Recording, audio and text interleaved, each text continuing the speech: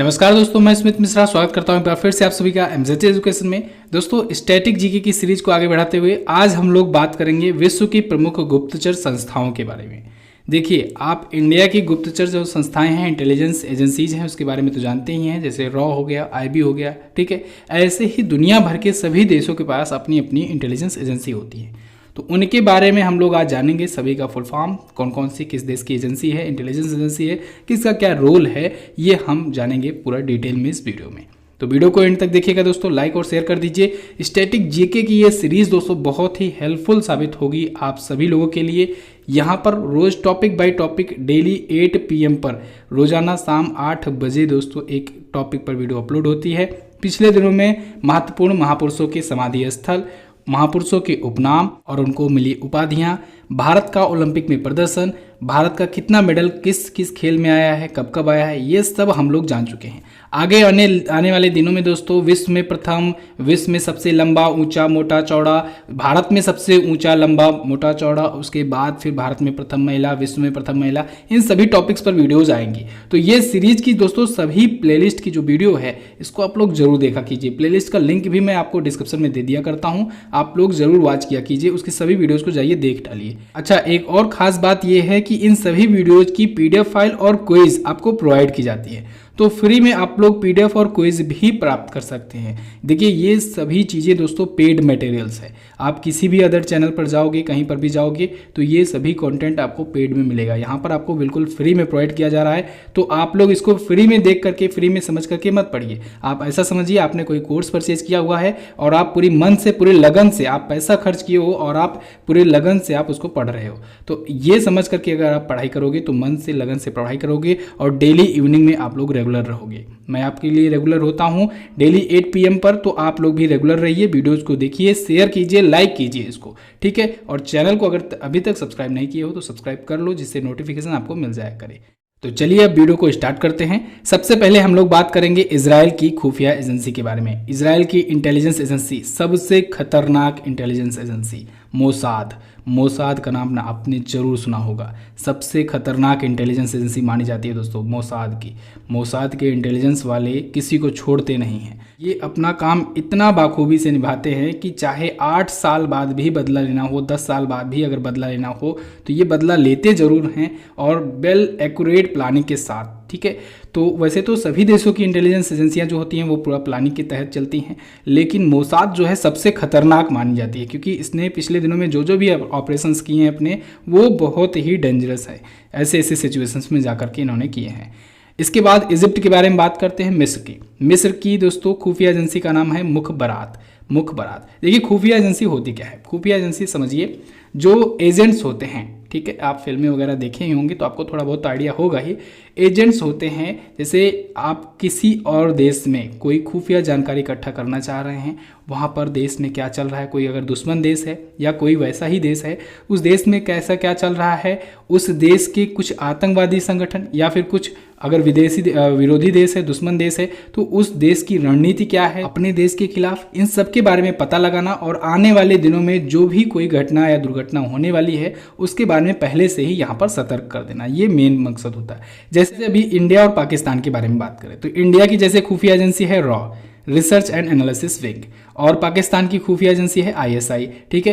तो रॉ के जो एजेंट्स हैं ये पाकिस्तान के साथ साथ दुनिया भर में फैले हुए हैं। दुनिया भर में, दुनिया के लगभग सभी देशों में फैले हुए होते हैं रॉ के एजेंट्स, ठीक है। ऐसे ही दोस्तों, ऐसा नहीं है कि भारत में केवल किसी और देश के नहीं होंगे एजेंट्स, भारत में भी सभी देशों के एजेंट्स होंगे। कोई जानता नहीं है, कोई रिक्शा चला रहा है, कोई कुछ कर रहा है, ठीक है। अभी आपको पता होगा जो हमारे राष्ट्रीय सुरक्षा सलाहकार हैं, नेशनल सिक्योरिटी एडवाइजर हैं अजीत डोभाल जी, उन्होंने अपने इंटरव्यू में बताया था कि वो लगभग 7 सालों तक पाकिस्तान में जाकर के रिक्शा चला रहे थे। अब आप सोचिए, वहाँ पर रिक्शा चला रहे थे लेकिन यहाँ पर भारत की इंटेलिजेंस के लिए ये काम कर रहे थे। तो ऐसे ही होते हैं, कोई भी किसी भी रूप में रहता है, ठीक है, किसी को पता नहीं रहता है। अच्छा, एक और कमिटमेंट किया जाता है कि अगर आप मर जाते हो विदेश में, अगर पकड़े जाते हो, तो फिर यहाँ पर आपको किसी भी प्रकार से अपना नहीं माना जाएगा। ठीक है, अगर यानी भारत का एजेंट है, अगर वो किसी देश में, दुश्मन देश में अगर पकड़ा जाता है, उनको पता लग जाता है कि ये एजेंट है, तो यहाँ पर भारत उसे अपना मानने से बिल्कुल इनकार कर देगा, बोल देगा कि ये मेरा आदमी नहीं है। ये होती है इंटेलिजेंस। यानी करते तो वो देश के लिए काम है, सबसे बड़ा योगदान देते हैं, लेकिन उनको सम्मान मिल नहीं पाता है, ना ही सम्मान मिलता है, ना ही नाम मिलता है। तो ये इंटेलिजेंस होता है, फिर भी वो देश के लिए काम करते हैं। चलिए फिलहाल हम लोग आते हैं टॉपिक पर। मिस्र यानी इजिप्ट की जो इंटेलिजेंस एजेंसी है उसका नाम है मुखबरात। जापान की इंटेलिजेंस एजेंसी का नाम है नाइचे। क्या नाम है? नाइचे। अगला है ईरान। ईरान की जो इंटेलिजेंस एजेंसी है उसका नाम है सावाक। अच्छा, कुछ देशों में इंटेलिजेंस एजेंसी जो है वो आतंकवाद का भी समर्थन करती हैं। ठीक है, आतंकवाद को भी बढ़ावा देती हैं, जैसे आईएसआई हो गया। आईएसआई ये है तो इंटेलिजेंस एजेंसी ऑफिशियल तरीके से, लेकिन इसको बहुत बार ऐसे पकड़ा गया है कि ये आतंकवाद को आगे कर देती है, सपोर्ट करती है, पूरा सहयोग करती है आतंकवादियों का। ठीक है, आतंकवादियों के जो संगठन हैं उनके। तो ऐसे में बहुत सारे ऐसे देश हैं जैसे इराक वगैरह हो गए, सीरिया वगैरह हो गया, और गुपचुप तरीके से लगभग करते ही हैं सपोर्ट। चलिए अगला देखते हैं। अगला है संयुक्त राज्य America, USA, United states of America. इसकी दोस्तों दो एजेंसी है, सीआईए और एफबीआई। क्या है? सीआईए और एफबीआई। देखिए एफबीआई जो है वहाँ की पुलिस को कहते हैं, लेकिन यहाँ की पुलिस यूनिट में भी दोस्तों होते हैं इंटेलिजेंस के ऑफिसर्स। ठीक है, वो भी अपना काम निभाते हैं। सीआईए जो है ये मेन इंटेलिजेंस एजेंसी है, सेंट्रल इंटेलिजेंस एजेंसी सीआईए, और फेडरल ब्यूरो ऑफ इन्वेस्टिगेशन ये है एफबीआई। तो ये दोनों ही अमेरिका की है। ठीक है, इसके बाद चाइना के बारे में बात करें। चाइना देखिए, चाइना की इंटेलिजेंस एजेंसी का नाम है सेंट्रल एक्सटर्नल लाइसेंस डिपार्टमेंट। ठीक है, देखिए चाइना वाले जो इंटेलिजेंस वाले हैं, ये चाइना की इंटेलिजेंस, ये बहादुर कम चोर ज़्यादा होते हैं। क्या होते हैं? चोर होते हैं। आप लोग भी बोलिए चोर होते हैं। ये करते क्या हैं? ये अपनी चाइना की कंपनी, चाइना की फर्म डाल देंगे किसी दूसरे देश में, और उसके जो मेन अधिकारी होंगे, जो बड़े टॉप मोस्ट के अधिकारी होंगे, सीईओ लेवल के, ठीक है, उन सब में वो अपने इंटेलिजेंस के ऑफिसर्स को डाल देंगे। अब ध्यान से देखिएगा, जो बड़े अधिकारी होंगे कागजों से, तो उन्हीं का मतलब होता है, ठीक है, कागजी कार्रवाई से, और वो बड़े अपना संपर्क भी बना लेते हैं क्योंकि पैसा भी उनको होता है उनके पास। इसके बाद ये लोग करते क्या हैं? ये लोग अपने सर्विसेज का, अपने एप्लीकेशन का, अपने सॉफ्टवेयर का इंस्टॉल करवाते हैं दूसरे देश में।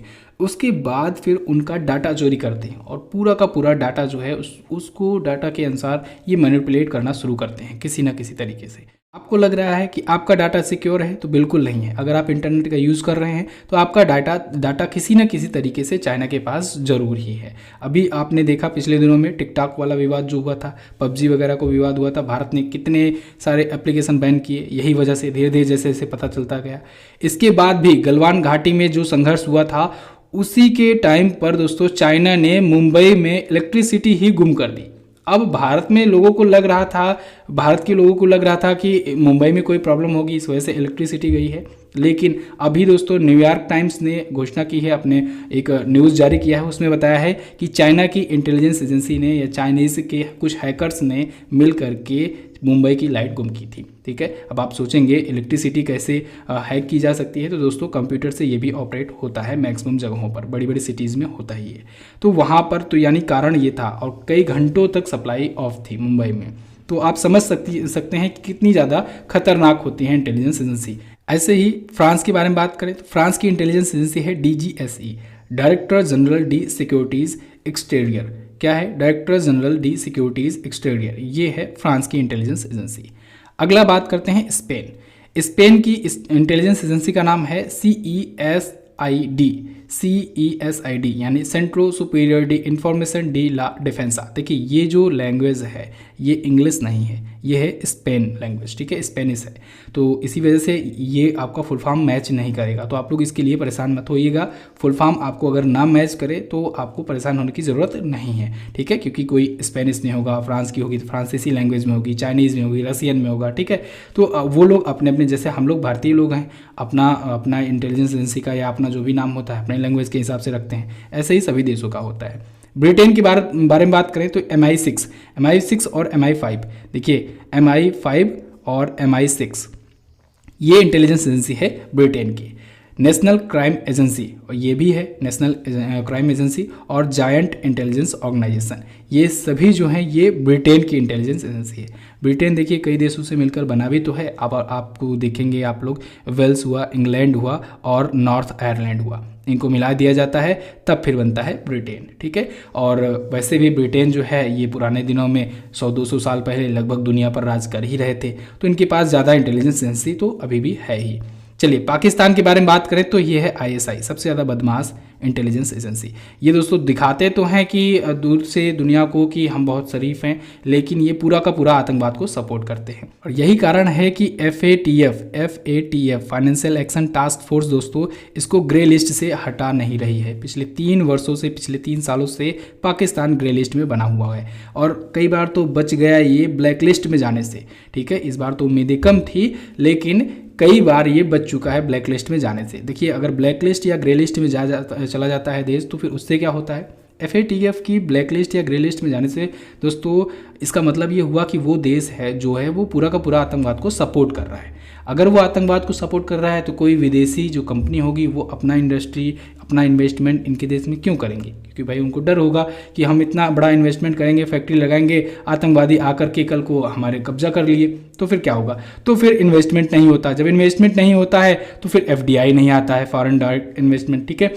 FDI नहीं आएगा तो अर्थव्यवस्था गिरती जाएगी, तो उसके बाद फिर बेकारी बन जाएंगे, ठीक है। यही हाल चल रही है पाकिस्तान की।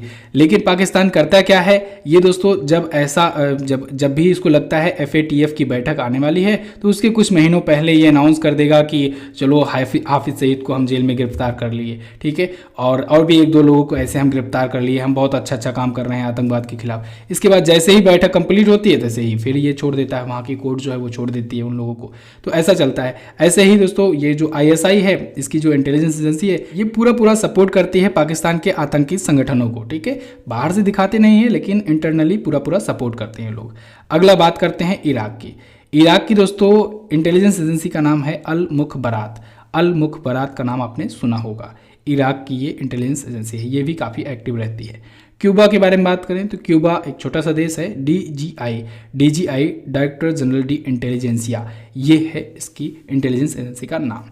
ऑस्ट्रेलिया की बात करें तो Australian security and intelligence organisation, तो ये है इसकी intelligence agency, Australian security and intelligence organisation. अच्छा इंडिया के बारे में तो आप जानते हो ना, रा, इसके बारे में तो मैं आपको वीडियो डिटेल में दे ही चुका हूँ। भारत की इंटेलिजेंस एजेंसी पर आप देख सकते हैं, रा और IB इंटेलिजेंस ब्यूरो और रिसर्च एंड एनालिसिस विंग। चलिए इसमें हम विदेशी देशों के बारे में बात कर रहे हैं, जो दुनिया भर के जो देश हैं उनकी क्या क्या इंटेलिजेंस एजेंसीज हैं। जर्मनी के बारे में बात करें तो वो है BND, यहाँ पर जर्मन लैंग्वेज में है, बाडेनसाचारी, इसको पढ़ लीजिएगा। फेडरल इंटेलिजेंस सर्विस ये होता है इंग्लिश में, ठीक है। चलिए अगला देखते हैं। रसिया के बारे में बात करें तो ये है KGB, खतरनाक तो ये भी है KGB दोस्तों, ये 20वीं शताब्दी में बेसिकली सेकेंड वर्ल्ड वॉर के बाद मोस्टली, ठीक है, उस टाइम पर ये सबसे खतरनाक इंटेलिजेंस एजेंसी मानी जाती थी, और अभी भी है खतरनाक, ऐसा नहीं है खतरनाक नहीं है। KGB बहुत ज़्यादा खतरनाक अभी भी है, और KGB के ही एजेंट थे जो अभी वहाँ पर प्रेसिडेंट हैं। कौन है प्रेसिडेंट? व्लादिमीर पुतिन, ये पहले KGB के ही थे, ठीक है, KGB के एजेंट थे। KGB का फुल फॉर्म क्या होता है?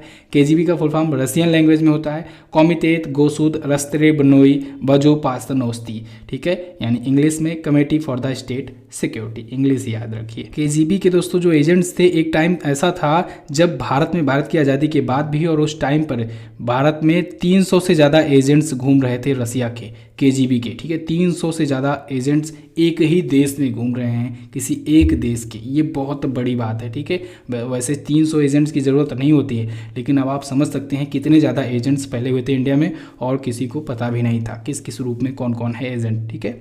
चलिए दक्षिण अफ्रीका के बारे में बात करें। साउथ अफ्रीका का जो इंटेलिजेंस एजेंसी है इसका नाम है bureau of state securities. Canada के बारे में बात करें, कनाडा की इंटेलिजेंस एजेंसी का नाम है सिक्योरिटीज़ इंटेलिजेंस सर्विसेज। क्या है? Securities intelligence services. ओके, तो बस दोस्तों ये तो थी दुनिया भर के कुछ महत्वपूर्ण देशों के कुछ महत्वपूर्ण इंटेलिजेंस एजेंसीज। आई होप ये वीडियो आपके लिए हेल्पफुल साबित हुई होगी।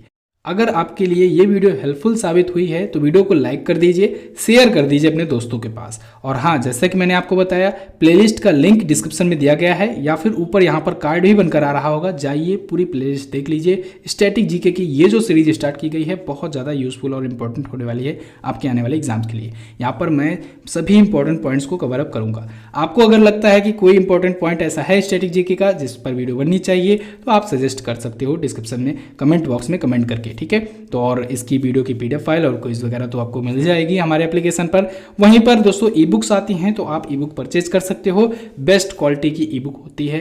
इंडिया में आप किसी भी एग्जाम की प्रिपरेशन कर रहे हो तो आप हमारी ई बुक बेफिक्र होकर के परचेज कर सकते हो। वीडियो को एंड तक देखने के लिए बहुत बहुत धन्यवाद दोस्तों। मिलते हैं अगली वीडियो में, तब तक के लिए नमस्कार, जय हिंद, वंदे मातरम।